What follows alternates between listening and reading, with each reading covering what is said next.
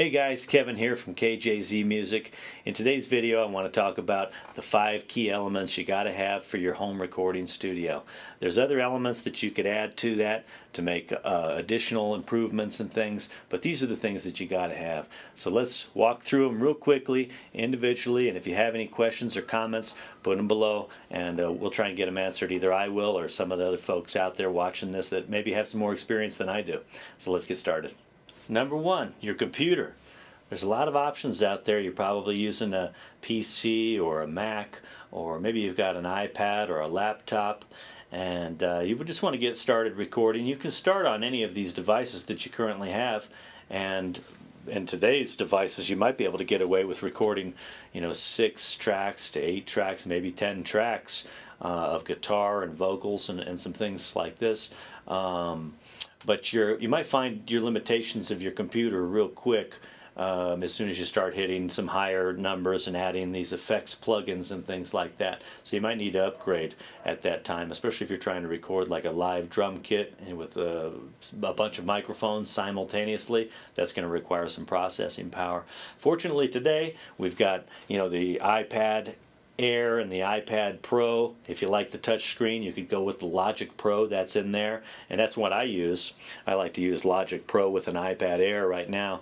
I'm thinking of upgrading to the iPad Pro for that, but I like the touch screen. I like to be able to touch the screen and navigate through there that way. But maybe you like to use your PC or your Mac, and on a PC I used to use Sonar quite a bit, which was a cakewalk product, but you've got Pro Tools. Reaper is a free one that I hear is real good. I haven't used that, but I think that's good. And you also have Cubase. I've used that a bit, and that's quite good as well. And that's also one that's available on the iPad too, so you can transfer back and forth from your PC to your iPad or your Mac.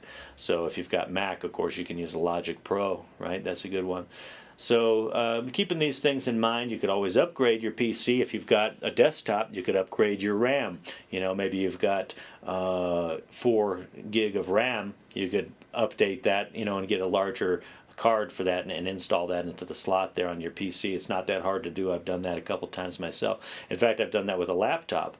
So if your RAM is low, you can open up a laptop and install another RAM card in there, and it's not too hard, and that'll allow you to record more tracks than you might be currently getting. Alright, so I basically covered 1 and 2 there, right? Your computer and your DAW. What DAW are you going to use? So next you've got your interface, number 3. You want to make sure you've got a good interface, and there's a lot of good options today for low cost. For example, the iRig HD. I've got one of those right here. The iRig HD is a simple little device that you can run a single unit into. So if you wanted to record just your guitar, you just got a 1/4-inch jack on that there, okay, and you can record a guitar in, and you could record a mic separately. So they'd have to be all individual recordings, right? But what an inexpensive way to go. And this has a USB-A on the end, but it also comes with a couple other cords, like a USB-C, I think, and Lightning also for some Apple products. So it works on all devices, which is great. It works on Android, and it works on iPad and PC, and also the Mac. So that would be a real simple solution for you if you want to save a few bucks. Otherwise, go with a small mixer or a small Scarlett. Focusrite is a popular brand for this kind of thing, where it has a couple of inputs, maybe 2 1/4-inch and 2 XLR for microphones. And what you want to do is get something that can record 24-bit at 48 kilohertz. That's usually kind of the standard. You could go lower than that to 16-bit, a CD quality, but I recommend going with a 24-bit because a lot of people want to get that if you transfer files over. They want to get those higher quality WAV files. Okay, and I almost forgot to mention that some of these devices have built-in microphone preamps, which is great because that way you won't have to have an external box or some other unit in order to plug your microphone into. So if you're going to be using a microphone quite a bit for your recording, be sure to get one of these interfaces that has that, and also phantom power is going to be good. We're going to talk about that next, but you're going to want to have one with phantom power, especially if you get a microphone that requires that, and it'll be based on USB connection. Okay, and number 4, of course, is the microphones, right? I recommend you get a large diaphragm condenser microphone that has USB capabilities, and that way if you've got a PC or a Mac, you can plug this right in there with a USB cord, and you wouldn't even need an interface for that. But if you want to use other connections, you want to get something that you can connect your guitar to, of course. But a Blue Yeti Pro is a good idea for this kind of connection. It has multiple selections on it. You can change from Omni mode to stereo mode and a few others. And just what a great mic, and you can use that for podcasting and videos like this. I'm using this right now to make this video here.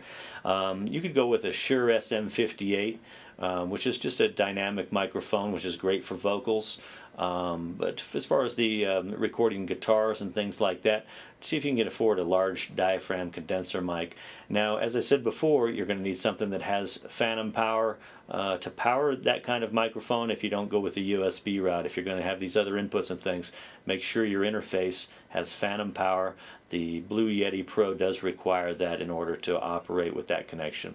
Number 5 is monitoring. I recommend you start out with a pair of studio headphones. The big over-ear kind, maybe a Sennheiser HD600. It's a good brand for mixing, and for obvious reasons. If you live in an apartment, you've got family, you're trying to keep the noise down, right? You can get a good mix with these over-ear headphones, and you won't be bothering people around you.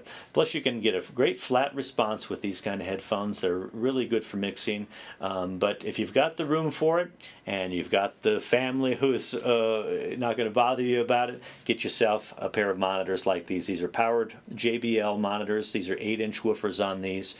You can get smaller woofers, and those will work just fine. In my other area, I've got another Studio B, if you want to call it that, and I've got a smaller pair of monitors in there that are just 5-inch woofers, I think, on those. And those work great for just a little setup. But you can get those pretty inexpensively these days. You know, if you want to get a smaller pair of monitors like that, they're probably $150, something like that. But these 8-inch woofers, these are great for mixing. And as one of my viewers pointed out, getting a subwoofer in addition to this is really kind of required in order to hear those low frequencies. I personally don't have one. I should probably get one, but that's great if you can add that. Get yourself a subwoofer to go with this as well. And those are the 5 key components for your home recording studio. Which ones do you have? Which ones do you not have? Don't go out and spend a great deal of money right away trying to get these expensive items that we've talked about. You know, start off small, use what you have, see if your PC can handle it, or your iPad, or even your phone. I've done a video on how you can make music with just your iPhone if you've got one of those. You know, so use what you have. Leave any comments below that you have about the video, or any tips you know that I may have missed for our community. Feel free to chime in on that, and give me a thumbs up if you like the video, and be sure to subscribe to the channel. If you'd like to get a guitar lesson with me online or in person, go to kjzmusic.com and click the Book Online tab. Thanks so much for watching. I'll see you in the next video.